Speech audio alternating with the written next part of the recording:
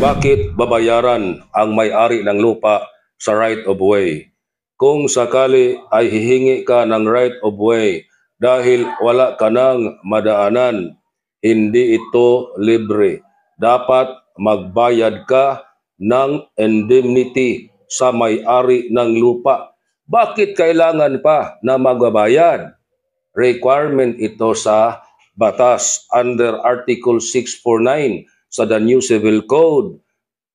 Pwede kang bibigyan ng right of way at isa sa mga rekisito ang payment for just compensation. Magkano ito? Merong offer sa may-ari at sa dadaan ng lupa kung magkano ang payment sa right of way. Kung hindi kayo magkasundo, pwedeng isampa ang kaso sa hukuman para ang hukuman na mismo ang mag-fix ng bayad. Again, bakit kailangan pa magbayad? Practical naman. Kasi kung gagamitin mo ang lupa ng iba para gagamitin na daanan, makukuha ang kaniyang lupa.